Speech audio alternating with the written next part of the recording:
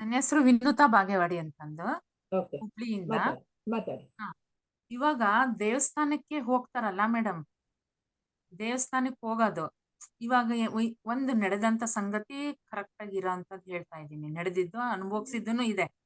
So ಗಂಡ ಇದ್ದಾಗ ಅವಳಿಗೆ ಮುತ್ತೈದೆ ಅಂತ ಹೇಳಿ ಬಾಳೆಹಣ್ಣು, ಅರಿಶಿನ, ಕುಂಕುಮ ಎಲ್ಲ ಕೊಡ್ತಾರೆ. ಯಾಕಂದ್ರೆ ಅವರಿಗೆ ಮುತ್ತೈದೆತನ ಹೆಚ್ಚಾಗುತ್ತಾನೆ. ಕೇಳ್ರಿ, ಗಂಡ ಸತ್ತಾಗ ಏನು ಕೊಡಲ್ಲ ಅಂತ. ಯಾಕಂದ್ರೆ ಅವ್ರಿಗೆ ಅವ್ರು ಏನು ಮುಟ್ಬಾರ್ದು, ಅವ್ರದ್ದೇನು ಆಗ್ಬಾರ್ದು. ಅಂದ್ರೆ ಇವ್ರು ಗಂಡಂದ್ರುಗಳೆಲ್ಲ ಪರ್ಮನೆಂಟ್ ಆಗಿ ಗಮ್ ಹಾಕೊಂಡು ಫೇವಿಕಲ್ ಹಾಕೊಂಡು ನಿಂತಿರ್ತಾರೆ. ಅವ್ರಿಗೆ ಯಾರು ರೋಗ ಬರಲ್ಲ, ಯಾರಿಗೂ ಏನು ಆಗಲ್ಲ. ಮನುಷ್ಯ ಒಂದು ಹೆಣ್ಣು ಒಂದು ಗಂಡು ಆತ್ಮ ಒಂದೇ ಮಾತ್ರ ಬೇರೆ ಇರುತ್ತೆ ಅಷ್ಟೇ. ಅವ್ರಿಗೆ ಯಾವ ರೀತಿಯಿಂದ ಆ ಟೈಮಲ್ಲಿ ಅವ್ರು ಹೋಗಿರ್ತಾರೋ ಗೊತ್ತಿಲ್ಲ. ಅದನ್ನೇ ಒಂದು ಮೂಢನಂಬಿಕೆನೇ ಇದು. ಮೂಢನಂಬಿಕೆನೇ ಅಂತಾನೆ ನಾನು. ಆ ಮೂಢನಂಬಿಕೆ ಇಟ್ಕೊಂಡು ಈ ಜನಗಳು ಅವ್ರಿಗೆ ಅದು ಮಾಡಬಾರ್ದು, ಇವ್ರಿಗೆ ಇದು ಕರಿಬಾರ್ದು, ಅದು ಮಾಡಬಾರ್ದು, ಸಮಾಜದಲ್ಲಿ ಅವ್ರನ್ನ ಒಂಥರ ಅಸ್ಪೃಶ್ಯರ ತರ ಇಡ್ತಾರೆ ಅಲ್ವಾ. ಆದ್ರೆ ಬಟ್ ಅದನ್ನೇ ಇವಾಗ ಬೇರೆ ಯಾವ್ದಾರ ವ್ಯಕ್ತಿ ಅವನು ದೊಡ್ಡ ಪೋಸ್ಟ್ ಅಲ್ಲಿ ಇದ್ದ ಅಂದ್ರೆ ಅವನು ಯಾವ ಜಾತಿನೂ ನೋಡಲ್ಲ, ಏನು ನೋಡಲ್ಲ. ಒಂದ್ 10 ಕಟ್ಟು ಕಾರಲ್ಲಿ ಬಂದ್ಬಿಟ್ಟು ಒಂದ್ 10 ಕಟ್ಟು ಬಿಟ್ಟು ಪೂಜಾರಿಗೆ ಕೊಟ್ಟ ತಕ್ಷಣ ಪಟಕ್ನೆ ಮಂಗಳಾರತಿ ಮಾಡ್ಬಿಟ್ಟು ಅವ್ರಿಗೆ ಕೊಡ್ತಾನೆ. ಅವ್ರ ಗಂಡ ಇದ್ದಾರೆ ನೋಡಲ್ಲ, ಇಲ್ದಾರು ನೋಡಲ್ಲ, ಏನೇ ಬಿಡು ಸುಮ್ನೆ ಬಂದ. ಇದು ಒಂದು ಮೂಢನಂಬಿಕೆ ಅನ್ನೋದಿಂದಿದೆಯಲ್ಲ, ಇದರಲ್ಲಿ ಇರೋ ಅಷ್ಟು ಇವಾಗ ನಡೀತಾ ಇದೆ. ಇವಾಗ ಎಷ್ಟೇ ಅಂದ್ರೆ ನಡೆಯುತ್ತೆ. ಅವ್ರು ಮುಟ್ಬಿಟ್ರೆ ಅಂದ್ರೆ ಅಯ್ಯೋ ಗಂಡ ಸತ್ತಾರ, ಅವ್ರು ಮುಟ್ಬಿಟ್ರೆ, ಆ ಮಗು ಮುಟ್ಬಿಟ್ರೆ ಅದಕ್ಕೇನೋ ದೋಷ ಬಂದ್ಬಿಡುತ್ತೆ, ಅದಕ್ಕೇನೋ ಆಗ್ಬಿಡುತ್ತೆ ಅಂತಂದು. ಸೊ ಒಂದು ಜೀವಕ್ಕೆ ಯಾವಾಗ ಹಿಂಸೆ ಕೊಡ್ತಾರೆ ಅದು ನೋಡಲ್ಲ ಅವರು. ಬರೇ ಏನ್ ಗೊತ್ತಾ, ಈ ಮೂಢನಂಬಿಕೆ ಮುತ್ತೈದಿತನ ಹೆಚ್ಚಾಗುತ್ತೆ, ಮುತ್ತೈದಿತನ ಹೆಚ್ಚಾಗುತ್ತೆ. ಏನದು? ಇದ್ರಲ್ಲಿ ಅರ್ಥ ಇಲ್ಲದಿದು. ಪೂಜೆ ಮಾಡ್ತಾರೆ, ಉಡಿ ತುಂಬ್ತಾರೆ ಅಂದ್ರೆ ಇದ್ರಲ್ಲಿ ಅರ್ಥ ಹಿರಿಯರು ಏನ್ ಮಾಡಿದ್ದಾರೆ ಅಂದ್ರೆ, ಇವಾಗ ಯಾರ ಬಂದ್ಬಿಟ್ಟು ಅಮ್ಮ ಒಂಚೂರು ಏನಾದ್ರು ಬಾಳೆಹಣ್ಣು ಅದನ್ನು ಕೊಡಮ್ಮ ಅಂತಂದ್ರೆ ಕೊಡಲ್ಲ. ಅದಕ್ಕೋಸ್ಕರ ಫಲ ತಾಂಬೂಲ ಅಂತ ಮಾಡಿರ್ತಾರೆ. ಫಲ ಮತ್ತು ತಾಂಬೂಲ ಇದು ನೋಡಿ, ಎಲೆ ಇರುತ್ತೆ, ಎಲೆ ಅಡಿಕೆ ಚಳಿಗಾಲದಲ್ಲಿ ಹಾಕೊಂಡ್ರೆ ಅವರಿಗೆ ಕ್ಯಾಲ್ಸಿಯಮ್ಮು ಸಿಗುತ್ತೆ. ಡೈಲಿ ತಿನ್ಬೇಕಾದ್ರೂ ಸುಣ್ಣದಲ್ಲಿ ಕ್ಯಾಲ್ಸಿಯಂ ಇರುತ್ತೆ, ಮತ್ತೆ ಅದು ಜೀರ್ಣ ಶಕ್ತಿ ಆಗುತ್ತೆ, ಯಾವುದು ಎಲೆ. ಸೊ ಹಂಗಾಗಿ ಇವ್ರು ಕೊಡಲ್ಲ. ಅದಕ್ಕೆ ಪೂಜೆ ಮುಖಾಂತರ ನೀವು ಮಾಡ್ರಿ ಅಂತ ಹಿರಿಯರು ಹೇಳಿರ್ತಾರೆ. ಅರಿಶಿನ ಕುಂಕುಮ ಇದನ್ ಮಾಡಿ ಅಂತ. ಅದು ಕುಂಕುಮ ಅರಿಶಿನದಲ್ಲೂ ಆಂಟಿಬಯೋಟಿಕ್ ಇರುತ್ತೆ, ಬ್ಯಾಕ್ಟೀರಿಯಾಸ್ ಇದನ್ನಾಗುತ್ತೆ. ಅದಕ್ಕೋಸ್ಕರ ಈ ಶ್ರಾವಣ ಮಾಸದಲ್ಲಿ ಇದನ್ನೆಲ್ಲ ಮಾಡ್ತಾರೆ. ಆಮೇಲೆ ಯಾರಾದ್ರೂ ಒಂದಿಷ್ಟು ಎಳ್ಳು ಬೆಲ್ಲ ಕೊಡ್ರಿ ಅಂದ್ರೆ ಕೊಡಲ್ಲ. ಅದಕ್ಕೋಸ್ಕರ ಏನ್ ಮಾಡ್ತಾರೆ, ಚಿಗಳಿ ತಂಬಿಟ್ಟು ಅದರಲ್ಲಿ ಕ್ಯಾಲ್ಸಿಯಂ ಇರುತ್ತೆ. ಅದು ಕಾಲ್ ನೋವು ಕೈ ನೋವು ಬರಲ್ಲ. ನಾವು 20 ಸರಿ ಹೋಗ್ ಬಂದ್ವಿ, ಅಷ್ಟು ಸುತ್ತರಿದ್ವಿ, ನಮಗ್ ದೇವ್ರು ಒಳ್ಳೇದ್ ಮಾಡೋದು. ದೇವ್ರು ಕಲ್ಲಾಗೇ ಕುತ್ಕೊಂಡಿರ್ತಾನೆ. ದೇವ್ರ ಹೆಸರು ಹೇಳ್ಕೊಂಡು ಇವ್ರು ಮಾಡೋದು. ಇವ್ರು ಈ ರೀತಿ ಕೊಡೋದಿಲ್ಲ, ಎಲ್ಲರ ಮನೆಗ್ ಹೋಗಿ ಮಾಡೋದಿಲ್ಲ ಅಂತ ದೇವಸ್ಥಾನ ಗುಡಿ ಗುಂಡಾರ ಅಂತ ಮಾಡ್ಬಿಟ್ಟು ಅವರಿಗೆ ಯಾವ್ದು ನೋಡ್ರಿ ಬಾಳೆಹಣ್ಣು ತಿಂದ್ರುನು ಅವ್ರಿಗೆ ಏನಾಗುತ್ತೆ, ಒಂದು ಬಾಳೆಹಣ್ಣು ಸಾಕು. ಒಬ್ರು ಉಡಿ ತುಂಬಿರ್ತಾರೆ, ಒಬ್ರು ಬಂದು ಒಬ್ರಿಗೆ ಉಡಿ ತುಂಬಿರ್ತಾರದ. ಅದ್ರ ಬಾಳೆಹಣ್ಣು ಎಲೆ ಅಡಿಕೆ ಇರುತ್ತೆ, ಅದನ್ನ ಚೆಲ್ಬಾರ್ದು, ನೀನೇ ತಿನ್ಬೇಕು. ಅದ್ರಲ್ಲಿ ಇರೋ ಚಿಗಳಿ ತಂಬಿಟ್ಟು ನೀನೇ ತಿನ್ಬೇಕು, ಬೇರೆಯವ್ರಿಗೆ ಕೊಡಬಾರ್ದು. ಸೊ ಅದು ಕರೆಕ್ಟ್ ಅನ್ಸುತ್ತೆ. ಯಾಕಂದ್ರೆ ನೀವ್ ತಿನ್ಬೇಡ ಅಂದ್ರೆ ಯಾರೋ ಒಬ್ರು ಹೋಗಿ ಒಂದ್ ಮೂಲೆಗೆ ಹಾಕ್ತಾರೆ.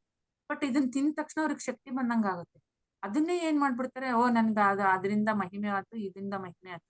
ಮಹಿಮೆ ಮಾತಿಗಿಂತ ಈ ಮನುಷ್ಯನಲ್ಲಿರ ಮೂಢನಂಬಿಕೆ, ಮನುಷ್ಯನಲ್ಲಿರೋ ಅಂತ ಅಂಧಕಾರನ ತಗಿಲಾಡಿಸ್ಬೇಕು. ಅದು ಸೈಂಟಿಫಿಕ್ ರೀಸನ್ ಇರುತ್ತೆ. ಆಮೇಲೆ ಅವರು ಅದನ್ನೆಲ್ಲ ತಿಂದ ಶಕ್ತಿ ಬಂದ ತಕ್ಷಣ ನನಗ್ ಶಕ್ತಿ ಬಂತು. ತೀರ್ಥ ಅವಾಗ ಅವ್ರ ಏನ್ ಅನ್ಕೊಂತಾರ, ಇದು ನನ್ ದೇವರಿಗೆ ಕೊಟ್ಟಿದ್ದಕ್ಕೇನೆ ನನಗೆ ಶಕ್ತಿ ಬಂತು. ಇವಾಗ ಯಾರಾದ್ರೂ ಇವಾಗ ಒಂದ್ ಬ್ಲೌಸ್ ಪೀಸ್ ಕೇಳಿದ್ರೆ ಕೊಡಲ್ಲ ಮೇಡಮ್. ಯಾರ ಬಂದು ಅಮ್ಮ ತಾಯಿ ನನಗ್ ಬಟ್ಟೆ ಹರಿದಿದೆ, ಒಂದ್ ಬ್ಲೌಸ್ ಪೀಸ್ ಕೊಡಂದ್ರೆ ಕೊಡಲ್ಲ. ಯಾವ್ದೋ ಪೂಜಾರಿ ಹೇಳ್ತಾನಲ್ಲ, ಅವ್ ನೋಡಮ್ಮ ನಿನಗೆ ಈ ದೋಷ ಇದೆ, ಇಷ್ಟ 5 ಜನ ಮುತ್ತೈದರಿಗೆ ನೀ ಕೊಡ್ಬೇಕು. ಅವಾಗ 5 ಬ್ಲೌಸ್ ಪೀಸ್ ಕೊಡ್ತಾಳೆ, 5 ಚಿಗಳಿ ತುಂಬಿಟ್ಟು ಅದೆಲ್ಲ ಕೊಡ್ತಾರೆ. ಅವಾಗ ಏನಂತ ನಾನ್ ಇಷ್ಟು 21 ದಿನ ಪೂಜೆ ಮಾಡಿದೆ, ನನಗ್ ಆಯ್ತು, ನನಗ್ ಹಂಗೆ ಅಂತ. ಆಮೇಲೆ ಇನ್ನೊಂದು ವಾಸ್ತು ಪ್ರಕಾರ ನೋಡ್ರಿ, ಎಲ್ಲಾರು ಪೂರ್ವ ದಿಕ್ಕಿಗೆ ಮನೆ ಕಟ್ಕೋಬೇಕಂತ. ನಾನು ರಿಯಲ್ ಮಾಡ್ತೀನಿ ಮೇಡಮ್, ರಿಯಲ್ ಎಸ್ಟೇಟ್ ಮಾಡ್ತಾ ಇದ್ದೀನಿ.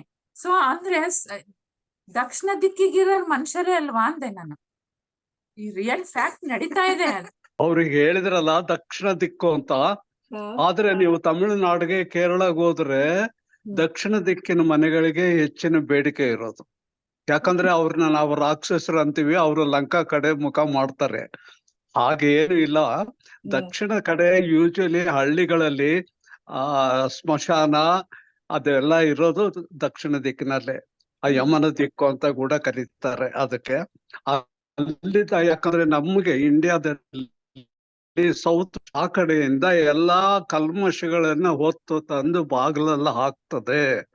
ಆ ಒಂದು ಕಾರಣಕ್ಕೆ ಹೇಳಿದರೆ ಹೊರತು ದಕ್ಷಿಣ ದಿಕ್ಕು ಯಾವುದು 4 ದಿಕ್ಕುಗಳು ಯಾವುದು ಕೆಟ್ಟದಲ್ಲ. ನಿಜವಾಗ್ಲೂ ಕೆಟ್ಟದು ಅಂತ ಅಂದ್ರೆ ಉತ್ತರನೇ.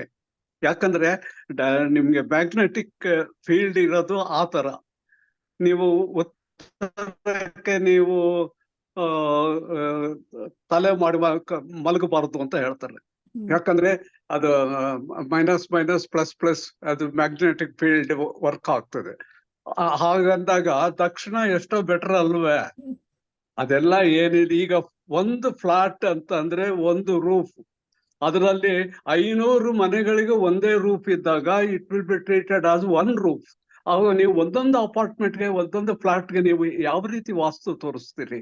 ಆಗಲ್ಲ. ಅದೆಲ್ಲ ಒಂದು ನಂಬಿಕೆ. ಯಾಕಂದ್ರೆ ಸರಳ ವಾಸ್ತುನ ಇಷ್ಟು ವರ್ಷಗಳ ನೀವು ರೇಡಿಯೋದಲ್ಲಿ ಅಲ್ಲ ಟಿವಿನಲ್ಲಿ ಕೇಳಿದ್ರಲ್ಲ, ಚಂದ್ರಶೇಖರ್ ಅವ್ರನ್ನ ನೀವು ಕೂನಿ ಮಾಡು ಕೊಂದಾಕ್ಬಿಟ್ರು. ಆ ಮನುಷ್ಯನಿಗೆ ಯಾವ ಕಂಬದ ಹತ್ರ ತನ್ನ ಪ್ರಾಣ ಹೋಗ್ತದೆ ಅನ್ನೋದೇ ಗೊತ್ತಿಲ್ದವನು ವಾಸ್ತು ಮೂಲಕ ಎಷ್ಟೋ ಜನರನ್ನ ಭ್ರಮೆಗೆ ಎಳೆದ್ಬಿಟ್ರು. ವಾಸ್ತು ಹಾಗಿಲ್ಲ. ಮುಂಚೆ ಹೇಳಿದಾಗೆ ಗಾಳಿ ಬೆಳಕನ್ನ ಅಡ್ಜಸ್ಟ್ ಮಾಡಬೇಕು ಅಷ್ಟೇ ಹೊರತು ಬೇರೆ ಕಾರಣ ಇಲ್ಲ ಅದಕ್ಕೆ. ಗಾಳಿ ಬೆಳಕನ್ನ ನಮಗೆ ಯಾಕೆ ಸೌತ್ ವೆಸ್ಟ್ ಕಡೆ ಭಾರ ಇರಬೇಕು, ಕಾಂಪೌಂಡ್ ಎತ್ತರ ಇರಬೇಕು ಅಂದ್ರೆ ನಮಗೆ ಸೌತ್ ವೆಸ್ಟ್ ಬರ್ತಾ ಇದೆ. ಆಗ ಹಳ್ಳಿಗಳಲ್ಲಿ ಗೌಡ ಕುಲಕರ್ಣಿ ಅವರು ಎಲ್ಲ ಹೊಲಸು ಊರಲ್ಲಿ ಬರ್ತದೆ.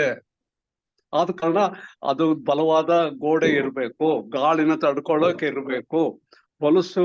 ಯಾಕಂದ್ರೆ ಸೌತ್ ವೆಸ್ಟ್ ವಿಂಡ್ಸ್ ಬಂದಾಗ ಹೊಸದಾಗಿ ನೈಋತ್ಯ ಮಾರುತಗಳು ಏನ್ ಮಾಡ್ತವೆ, ಒಣ ನೆಲದಿಂದ ಗಾಳಿ ತೂರ್ತವೆ. ಆದ ಕಾರಣ ಎತ್ತರ ಇರಬೇಕು ಅಂತ ಇಷ್ಟೇ ಹೇಳಿದ್ರು ಹೊರತು ಅದಕ್ಕೆ ನಂಬಿಕೆ. ಅದೇ ರೀತಿ ಜ್ಯೋತಿಷ್ ಶಾಸ್ತ್ರ ಕೂಡ ಅಷ್ಟೇ, ಕೇವಲ ನಂಬಿಕೆ ಅದು.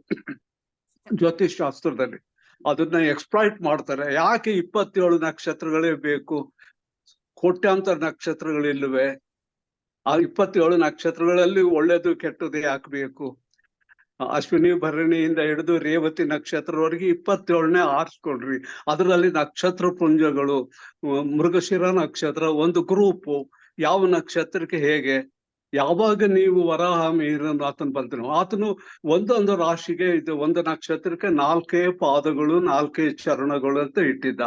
ಆಮೇಲೆ ಮದ್ರಾಸ್ನಿಂದ ಕೃಷ್ಣಮೂರ್ತಿ ಪದ್ಧತಿ ಅಂತ ಒಂದು ಚರಣ ಇಲ್ಲ, ಒಂದು ಚರಣದಲ್ಲಿ 9 ಗ್ರಹಗಳನ್ನು ಸೇರಿಸ್ಬೇಕು ಅಂದ್ಬಿಟ್ಟು 9 ಚರಣ ಮಾಡಿ 27 ನಕ್ಷತ್ರಗಳಿಗೆ 108 ಚರಣ ಮಾಡ ಹಾಕ್ಬಿಟ್ರು. ಆದ ಕಾರಣ ಇವೇನಂದ್ರೆ ನಮ್ಮ ನಂಬಿಕೆ. ನಾವು ಅಸ್ಟ್ರಾಲಜಿ ಆಗ್ಲಿ ವಾಸ್ತುನಲ್ಲಿ ಆಗ್ಲಿ ಏನಂದ್ರೆ ನಿಮ್ಮ ಮೇಲೆ ನಾವು ಇಂಥ ಒಂದು ಹಿಡಿತ ತೋರಿಸಿ ನಿಮ್ಮ ಮನಸ್ಸು ನಮ್ಮನ್ನ ನಂಬಂಗ್ ಮಾಡಿಸ್ಕೊಳ್ತೀವಿ. ನೀವು ನಮ್ಮನ್ನ ನಂಬಿದಾಗ ನಾವು ಏನ್ ಹೇಳ್ತೀರೋ ನೀವು ನಂಬ್ತೀರಿ. ನಿಮ್ಮ ನಂಬಿಕೆ ನಿಮಗೆ ಫಲ ಕೊಡ್ತದೆ. It is your belief that is very dangerous. ಅದನ್ನ ಅನಲೈಸ್ ಮಾಡ್ಬೇಕಾದ್ರೆ ನೀವು ಹೇಳಿದಾಗೆ ಅದಕ್ಕೆ ಜ್ಞಾನ ಬೇಕು, ಓದಿ ತಿಳ್ಕೋಬೇಕು. ಇದು ಕೇವಲ ವಾಸ್ತು ಮತ್ತು ಜ್ಯೋತಿಷ್ ಶಾಸ್ತ್ರ ಇದು ಒಂದು ಇನ್ಕಮ್ ಮಾಡ್ಕೊಂಡಿತ್ತು. ಇದು ಅದು 4 ವೇದಗಳಾದ್ಮೇಲೆ ಇದಕ್ಕೆ ಪಂಚಮ ವೇದ ಅಂದ್ರು ಏನೇನಂದ್ರು. It is particular set of people want to earn more money. ಇದಕ್ಕೆ ಅರ್ಥವೇ ಇಲ್ಲ. ಕೋಟ್ಯಾಂತರ ಸೂರ್ಯನಿಗೆ ಯಾಕೆ ಶಕ್ತಿ ಇಲ್ಲ? ಬರೀ ನಕ್ಷತ್ರಗಳಿಗೆ ಯಾಕೆ ಶಕ್ತಿ? ಆದ ಕಾರಣ ನಮ್ಮ ನಂಬಿಕೆಗಳು, ನೀವು ನಂಬಿಕೆ ಬಲವಾಗಿತ್ತು ಅಂದ್ರೆ ಯಾವ ಕೇಡು ಆಗಲ್ಲ. ನಾನು ಹೇಳಿದ್ದನ್ನು ನೀವು ನಂಬಿದ್ರೆ ನೀವು ನಂಬ್ತೀರಿ, ನಿಮ್ಮ ನಂಬಿಕೆ ನಿಮಗೆ ಫಲ ಕೊಡ್ತದ ಅಷ್ಟೇ. ದೇವ್ರ ವಾಕ್ಯ ಏನ್ ಹೇಳುತ್ತೆ ನಮ್ಗೆ ಇಂಪಾರ್ಟೆಂಟ್ ಆಗಿ ಅಂತಂದ್ರೆ, ಪ್ರಪಂಚದಲ್ಲಿ ಯಾರು ಏನೇ ಹೇಳ್ಬೋದು, ದೊಡ್ಡೋರಾಗ್ಬೋದು ಚಿಕ್ಕೋರಾಗ್ಬೋದು, ಯಾವ ಧರ್ಮ ಆಗ್ಬೋದು, ಯಾವ ದೇವ್ರ ಬಗ್ಗೆನೆ ಮಾತಾಡಿದ್ರು ಸಹಿತ ಒಂದ್ ವಾಕ್ಯ ಏನ್ ಹೇಳ್ತದಪ್ಪ ಅಂದ್ರೆ, ಎಲ್ಲವನ್ನು ಪರಿಶೋಧಿಸಿ ಪರಿಶೀಲಿಸಿ ಅದರಲ್ಲಿ ಒಳ್ಳೇದು ಅಂತ ನಿಮಗೆ ಯಾವ್ದು ತಿಳುವಳಿಕೆ ಗೊತ್ತಾಗುತ್ತೋ ಅದನ್ನ ಮಾತ್ರ ಭದ್ರವಾಗಿ ಹಿಡಿದುಕೊಳ್ಳ್ರಿ ಅಂತ ದೇವ್ರ ವಾಕ್ಯ ಹೇಳ್ತೈತೆ. ರವಿ ಸರ್, ನನಗೆ ಬಹಳ ಒಳ್ಳೆ ಪ್ರಶ್ನೆಯನ್ನ ನೀವು ಕೇಳಿದ್ದು. ಯಾಕಂತಂದ್ರೆ ನಾನು ಕೂಡ ಸತ್ಯವೇದವನ್ನ ಆರಂಭಿಸುವಾಗ ನನ್ನ ಹಿಂದಿನ ಸೆಷನ್ ಅಲ್ಲಿ ನಾವು ಮಾತಾಡಿದ್ವಿ. ಒಂದು ರೈತ ಕುಟುಂಬದಿಂದ ನಾನು ಬಂದು ಅತ್ಯಂತ ಪೂಜೆ ಪುನಸ್ಕಾರಗಳಲ್ಲಿದ್ದ ಕಾರಣ ಸತ್ಯವೇದವನ್ನ ನಾನು ಕೈಗೆತ್ಕೊಂಡಾಗ ಅದರ ಪರವಾಗಿರದೆ ಅದಕ್ಕೆ ವಿರೋಧವಾಗಿದ್ದೆ ನಾನು. ಸಂಪೂರ್ಣ ವಿರುದ್ಧವಾಗಿದೆ. ಸೊ ಆ ಸಂಪೂರ್ಣ ವಿರುದ್ಧವಾಗಿದ್ದ ನಂತರ ಕೊನೆಯಲ್ಲಿ ನಾನು ಅದನ್ನ ವಿಮರ್ಶೆಗೆ ಒಳಪಡಿಸಿದೆ. ಹೇಗೆ ನಮ್ಮ ಸ್ನೇಹಿತರು ವೆಂಕಟೇಶ್ವರ ಅವರು ಹೇಳಿದ್ರು, ಆ ರೀತಿ ವಿಮರ್ಶೆಗೆ ಒಳಪಡಿಸಿದ್ದೆ ನಾನು. ಈ ವಿಮರ್ಶೆಗೆ ಒಳಪಡಿಸಿದ ನಂತರ ಇದು ಒಂದೇ ಸತ್ಯ ಅಂತ ಹೇಗೆ ನಂಬಲಿಕ್ಕಾಗ್ತದೆ? ಈಗ ಬೇರೆ ಇತರ ಮತಗಳ, ಇತರ ಧರ್ಮಗ್ರಂಥಗಳ ರಚನಾಕರ್ತರು, ಕವಿಗಳು, ಸಾಹಿತಿಗಳು ಇವರೆಲ್ಲ ಹೇಳಿದ್ದು ಸುಳ್ಳ, ತಪ್ಪಾಗಿರುತ್ತಾ? ಸಾಧ್ಯ ಇಲ್ವಲ್ಲ. ಸಮಾಜವನ್ನ ಬೇಕಂತ ಯಾರೂ ಕತ್ಲೆಗೆ ತಳ್ಳಕ್ ಸಾಧ್ಯ ಇಲ್ಲ. ಹಾಗಾದ್ರೆ ಎಲ್ಲವನ್ನ ವಿಚಾರಿಸಬೇಕಂದ್ರೆ ನಾನು ಎಲ್ಲ ಗ್ರಂಥಗಳನ್ನ ಓದಬೇಕು ಅನ್ನೋ ಒಂದು ಪರಮ ಹುಚ್ಚಿನಿಂದ, ಇದು ನನ್ನ 34ನೇ ವರ್ಷ ಅನ್ರಿ, ನಾನು ಅನೇಕ ಗ್ರಂಥಗಳ ರಿಸರ್ಚ್ಗೆ ಅಂತ ಡೇ ಅಂಡ್ ನೈಟ್ ನನ್ನನ್ನು ಡಿವೋಟ್ ಮಾಡಿರುವಂಥದ್ದು. ಸೊ ಹಾಗಾಗಿ ಏನು ನಮ್ಮ ಇವರು ಡಾಕ್ಟರ್ ಸವಿತ್ರಾರವ್ರ ತಾಯಿಯವರು ಹೇಳಿದ್ರು, ಆ ಒಂದು 2 ಹಣ್ಣುಗಳದ್ದು ಎಕ್ಸಾಂಪಲ್ ತಗೊಂಡ್ಬಿಟ್ರೆ, ನಾವೊಂದು ಏನ್ರಿ ವಿಧವೆಯಾದ ತಕ್ಷಣ ಅವರಿಗೆ ಇದನ್ನು ಕೊಡಬಾರ್ದು ಅಂತ ಹೇಳ್ಬಿಡ್ತಾರೋ, ಅದು ನೋಡೋದಾದ್ರೆ ದೇವಸ್ಥಾನಗಳಲ್ಲಿ ಈ ಬಾಳೆಹಣ್ಣು ಮತ್ತು ತೆಂಗಿನಕಾಯಿ ಕೊಡುವಂಥದ್ದು ಆ ಕಾಲದಲ್ಲಿ ಋಷಿಗಳು, ನಾನು ಓದಿರುವಂತಹ ಋಷಿಗಳ ಗ್ರಂಥಗಳಿಂದ ತೆಗೆಯೋದಾದ್ರೆ, ಈ ಭೂಲೋಕದಲ್ಲೇ ಅತ್ಯಂತ ಮಲ್ಟಿ ನ್ಯೂಟ್ರಿಷನಲ್ ಫ್ರೂಟ್ ಅಂತ ಇರುವಂಥದ್ದು ಓನ್ ಅಂಡ್ ಓನ್ಲಿ ಬನಾನಾ. ಆಮೇಲೆ highest alkaline fruit on this planet, ಈ ಭೂಲೋಕದಲ್ಲಿ ಅತಿ ಹೆಚ್ಚು ನಮಗೆ ಆಲ್ಕಲೈನ್ ಇರೋಂಥ ಒಂದೇ ಒಂದು ಫ್ರೂಟ್ ಅಂತ ಅಂದ್ಬಿಟ್ರೆ ಅದು ಕೋಕೋನಟ್, ತೆಂಗಿನಕಾಯಿ. ಸೊ ತೆಂಗಿನಕಾಯಿ ಮತ್ತು ಬಾಳೆಹಣ್ಣು ಈ ಭೂಮಿಯಲ್ಲಿ ಅತ್ಯಂತ ಶ್ರೇಷ್ಠ ಪದಾರ್ಥಗಳಾಗಿರೋದ್ರಿಂದ ಅದನ್ನು ಹೇಗಾದ್ರೂ ಮಕ್ಕಳಿಗೆ ತಿನ್ನಿಸ್ಲೇಬೇಕು, ಏನ್ ಮಾಡೋದು ಅಂತ ಹೇಳಿ ಒಂದು ಭಯದ ಸೂತ್ರವನ್ನ ನಿರ್ಮಿಸಿದ್ರು. ಈ ಪ್ರಸಾದವನ್ನ ಸ್ವೀಕರಿಸದೆ ಹೋಗ್ಬಿಟ್ರೆ ನೀನು ಕೇಡಾಗ್ಬಿಡ್ತದೆ ಅಂತ ಹೆದರ್ಸ್ಬಿಡೋಣ. ಹೆದರ್ಸ್ಬಿಟ್ರೆ ಏನ್ ಮಾಡ್ತಾರೆ? ತಿಂತಾರೆ ಅಂತ. ನನ್ನ ಅಭಿಪ್ರಾಯದಲ್ಲಿ ಆ ಸಂಶೋಧಕರಿಗೆ ನನ್ನ ಸಲಾಮ್. ಯಾಕಂದ್ರೆ ಸಂಶೋಧನೆ ಮಾಡಿದ್ರು ಅವರು, ಇದೆರಡು ಎಷ್ಟು ಒಳ್ಳೇದು ಅಂತೇಳಿ. ಆದ್ರೆ ಪಾಪ ಅದನ್ನ ಕೊಡೋದ್ರಲ್ಲಿ ಏನ್ ಮಾಡ್ಬಿಟ್ರು, ಭಯದ ಹಿಂದೆನೆ ಇಡಿಸಿದ್ರೆ ವಿನಃ ಅದರ ಜ್ಞಾನವನ್ನ ಮೂಡಿಸ್ಲಿಲ್ಲ. ಸೊ ಇವತ್ತಿನ ಸಮಾಜದಲ್ಲಿ ಇಂಥ ವಿಷಯಗಳಿಂದ ಇಟ್ಕೊಂಡು ಮತ್ತು ಜ್ಯೋತಿಷ್ಯ ಶಾಸ್ತ್ರಕ್ಕೆ ಇನ್ನು ಕೆಲವು ವಿಷಯಗಳು, 7 ವಿಷಯಗಳನ್ನ ಸೇರಿಸಿದಂತೆ ನಮ್ಮ ಸತ್ಯಪಾಲ್ ಸರ್ ಅವರು ಹೇಳಿದ್ರು. ಸೊ ಅದನ್ನು ಕೂಡ ತಗೊಳ್ಳೋದಾದ್ರೆ, ನಾವು ಜ್ಯೋತಿಷ್ಯ ಅನ್ನುವಂಥದ್ದನ್ನ ಈ ಅಮಾವಾಸ್ಯೆ ದಿನ, ಪೌರ್ಣಮಿ ದಿನ ಅಂತ ತಗೊಳ್ಳೋದಾದ್ರೆ, ನಾವು ಅಮಾವಾಸ್ಯೆ ಅಂತ ಕರೆಯೋ ಶಬ್ದ ಸ್ಪಷ್ಟವಾಗಿ ನಾವು ಉಚ್ಚಾರಣೆ ಮಾಡ್ತಾ ಇಲ್ಲ. ಸಂಸ್ಕೃತದಲ್ಲಿ ನ ವಾಸ್ಯ ಅಂತೀವಿ, ಅಂದ್ರೆ ಚಂದ್ರನು ಸೂರ್ಯನೊಂದಿಗೆ ವಾಸ ಮಾಡದೇ ಇರುವ ದಿನ ಅಂತ. ಅಥವಾ ಪೌರ್ಣಮಿ ಅಂತ ಹೇಳ್ತೀವಿ, ಪೂರ್ಣ ಆಮ್ ಅಂದ್ರೆ ಚಂದ್ರ, ಪೂರ್ಣ ಅಂದ್ರೆ ಸಂಪೂರ್ಣ, ಸಂಪೂರ್ಣ ಚಂದ್ರನು ಕಾಣುವ ದಿನ, ಚಂದ್ರನು ಕಾಣದೇ ಇರುವ ದಿನ ನ ವಾಸ್ಯ ಅಂತ. ಸೊ ಆಗ ಈ ಪೂರ್ಣ ಚಂದ್ರ ಇರುವಾಗ ಹೆಚ್ಚಾದ ಬೆಳದಿಂಗಳಿರುತ್ತೆ, ಆದ್ರೆ ಚಂದ್ರ ಕಾಣದೇನೆ ಇರುವಾಗ ಕತ್ಲಿರುತ್ತೆ, ನೀವು ಅಲ್ಲಿ ಹೋಗ್ಬಾರ್ದು. ಕತ್ಲಲ್ಲಿ ತಡವರಿಸಿ ಬೀಳುವಂತ ಸಾಧ್ಯತೆಗಳಿರುತ್ತೆ. ಆ ಕಾಲದಲ್ಲಿ ಲೈಟ್ ಇಲ್ಲ, ಎಲೆಕ್ಟ್ರಿಸಿಟಿ ಇಲ್ಲ, ಬೇರೆ ಏನೂ ಇಲ್ಲ. ಎಲ್ಲ ಹಳ್ಳಿಗಾಡುಗಳಲ್ಲಿ ಇದ್ದಂಥ ಜನಗಳು, ಟ್ರೈಬಲ್ಸು. ಸೊ ಅಂತ ಕಾಲದಲ್ಲಿ ಇಂಥ ಅಮಾವಾಸ್ಯೆಯ ದಿನವನ್ನ ಗೊತ್ತು ಮಾಡಿ, ಅದೇ ದಿನ ಅಮಾವಾಸ್ಯೆ ಬರುತ್ತೆ, ಆ ದಿನ ನೀವು ಕತ್ಲೆಯಲ್ಲಿ ಹೋಗಿ ತಡವರಿಸಿ ಬಿದ್ದು ಅಪಘಾತಕ್ಕೊಳಗಾಗ್ತೀರಾ ಅಂತ ಎಚ್ಚರಿಸಿರೋಂಥದ್ದು ಒಳ್ಳೇದು. ಆದ್ರೆ ಏನೋ ಅತೀಂದ್ರಿಯ ಶಕ್ತಿಗಳಿರತ್ತೆ ಅಂತ ಹೇಳಿರುವಂಥದ್ದು ಏನಾಯ್ತು, ತಪ್ಪಾಯ್ತು. ಹಾಗಾದ್ರೆ ನಮ್ಮ ಡಾಕ್ಟರ್ ಸವಿತಾರ್ ಅವ್ರ ಕುಟುಂಬದಿಂದ ಕೇಳ್ಕೊಂಡಂತೆ ಮತ್ತು ನಮ್ಮಿಬ್ಬರ ಹಿರಿಯರು ಸಲಹೆಯನ್ನ ನೀಡಿದಂತೆ ನೋಡುವಾಗ, ಈ ವಿಚ್ ಕ್ರಾಫ್ಟ್ ಬಗ್ಗೆ ಅಥವಾ ಏನು ಮಠಮಂತ್ರ ಅಂತ ಹೇಳ್ತೀವಿ ಇದರ ಬಗ್ಗೆ, ಅಥವಾ ಈ ಮೂಢನಂಬಿಕೆಗಳ ಭಯದಲ್ಲೇ ಅವಿತಿಟ್ಕೊಂಡಿರೋಂಥವ್ರ ಬಗ್ಗೆ, ನಾವ್ ಏನ್ ಹೇಳಿದ್ರು ತಿಳುವಳಿಕೆಗೆ ಬರದೆ ವಿದ್ಯಾವಂತರಾದ್ರೂ ಪುನಃ ಅದಕ್ಕೆ ಗುಲಾಮರಾಗ್ತಾ ಇರುವವ್ರ ಬಗ್ಗೆ ಶಾಸ್ತ್ರಗಳು ಏನ್ ಹೇಳ್ತದೆ, ನಾಟ್ ಓನ್ಲಿ ಬೈಬಲ್ ಅಂತ, ನಾವು ವೇದಗಳನ್ನ, ಉಪನಿಷತ್ತುಗಳನ್ನ, ಪುರಾಣಗಳನ್ನ ಎಲ್ಲವುಗಳನ್ನ ತಗೊಂಡು ಕೊನೆಯಲ್ಲಿ ನಮ್ಮ ವಚನ ಸಾಹಿತ್ಯವನ್ನ ಸಿದ್ಧ ಮಾಡಿರಂತ ಏನ್ರಿ ವಚನಕಾರರು, 253 ಶರಣರಿದ್ದಾರೆ ವಚನಕಾರರು. ಅವರ ವಚನಗಳನ್ನು ಎಲ್ಲವನ್ನ ಸೇರಿಸಿ ನಾವು ಪರಿಶೀಲನೆ ಮಾಡಿ ಅನಂತರ ನಮ್ಮ ವೀಕ್ಷಕರಿಗೆ ಒಳ್ಳೆದನ್ನ ಆರಿಸ್ಕೊಳ್ಳಿಕ್ಕೆ ಅವ್ರಿಗೆ ನಾವು ಬಿಡಬಹುದು. ಇದು ನನ್ನ ಅಭಿಪ್ರಾಯ ಅನ್ಸುತ್ತೆ.